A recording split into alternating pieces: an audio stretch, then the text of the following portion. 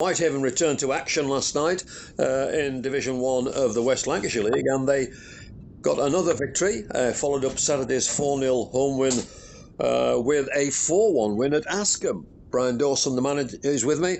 Brian, great to follow up and great to get among the goals again. Yeah, result was really pleasing, especially after Saturday's win. Obviously, I wasn't at the game on Saturday, but yeah, we didn't play particularly well last night, if I'm honest. And 4-1 probably flattered us, but you know, it's all about winning games of football, especially in August when you have so many players unavailable for various reasons. So yeah, really pleasing with the result.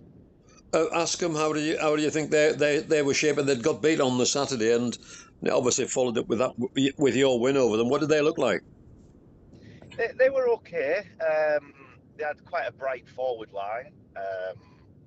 They've got a very experienced centre midfielder in there, Callum Rayner, who's been one of the best players in the Furness area for a long time. He still pulls the strings for him, so he was a threat. To be honest, it was 1-1 until about 70 minutes. So, like I said earlier, the result really flattered us. They more than competed, but it is a tough ask for us to go down there on a Tuesday night. Like I say, we had 6 or 7 starters unavailable, and obviously the boys have come from work and they've travelled down, and it's all a bit of a rush job. So we just take the 3 points. The performance wasn't great, but we've got the 3 points in the bag, and we'll just move on to the next one. What about the goals, Brian? What were they like? It was a really strange game. Like we started well, and I think they went ahead after about 20 minutes,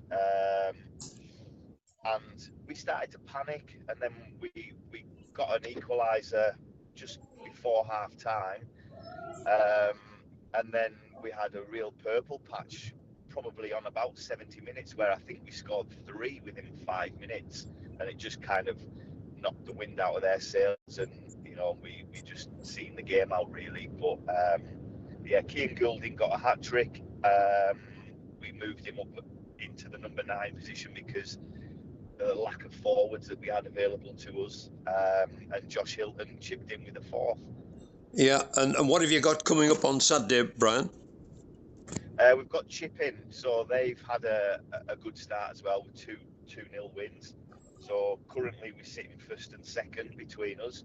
So it'll be a real tough game for us, and it doesn't get any easier. I think it's probably the last game in August where we're going to be, really depleted. I think we've got 12 missing on Saturday, so we'll try to piece together a squad. Hopefully we can come out of it unscathed, and we can keep the momentum and the run going. Where are Chipping from, Brian? Preston. All right. Are you away or at home? Away. Yeah, right. Yeah, and it's nice to see you at the top of the league, even if it's only after 2 games. Yeah, absolutely. We know, like you say, August brings so many obstacles at this level of football. Weddings, stag do's, holidays, work commitments, especially midweeks. So we just spoke to the boys and said, listen, we've got 7 games.